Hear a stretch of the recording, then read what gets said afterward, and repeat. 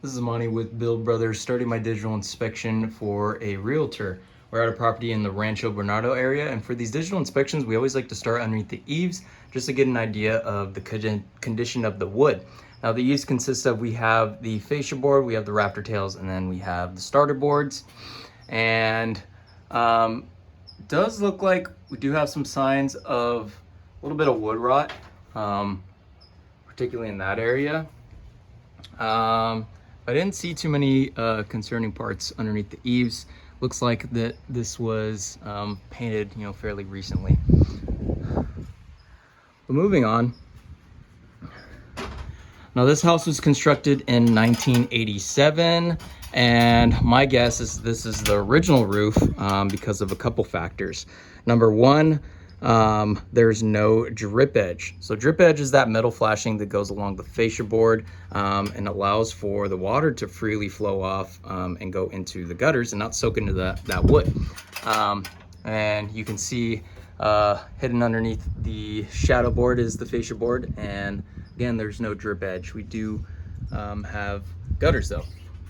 Another telltale sign is no bird stop. So bird stop is, again, another metal flashing that goes up and underneath these tiles and prevents any critters from getting up and under the roofing material.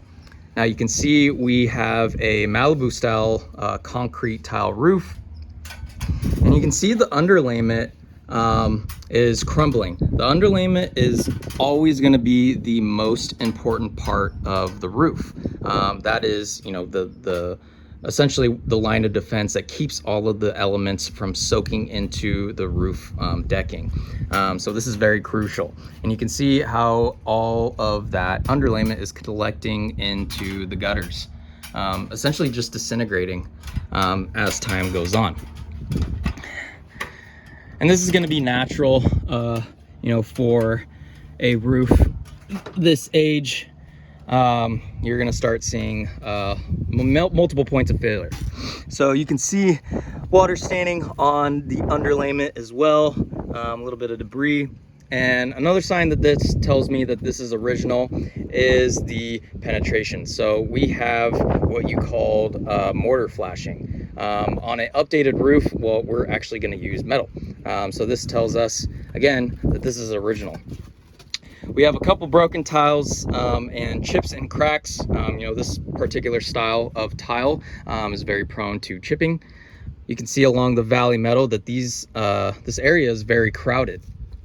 So essentially, when we re-roof this on a new roofing project, we want to space this out. This allows for water and debris to freely flow off and not collect up in the sides. Another thing that happens is those nails begin to rust and break after years and years of sitting and being exposed to the elements. And you can see what happens right here. We have exposed nail holes, and these tiles began to slide away from the roof to wall flashing.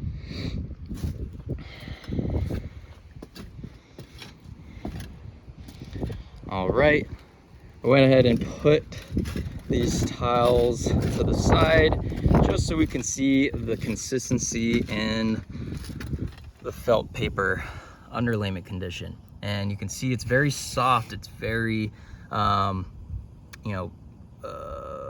stained, right, from a lot of water and debris, right? New felt paper underlayment is always going to be gritty to the touch and granular, which this roof is not. We have a bunch of replacement tiles. You can see that this ridge is actually exposed, so you can see right down to that ridge board due to this cracked tile. So this is completely open as of now. And we also see around the mortar flashing that these are beginning to crack, so that leaves those areas vulnerable as well.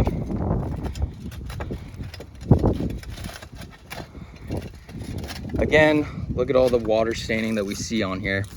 And we can almost see clear down to the wood decking. So it's very clear that that has gone past its life expectancy.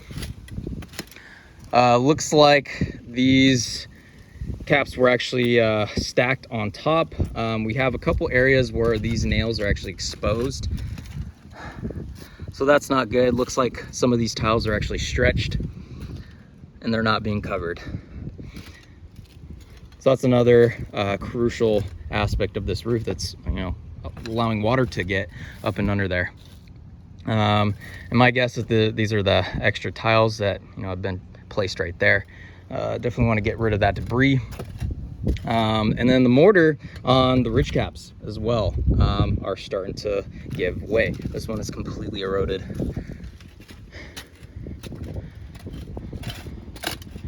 Okay, moving on.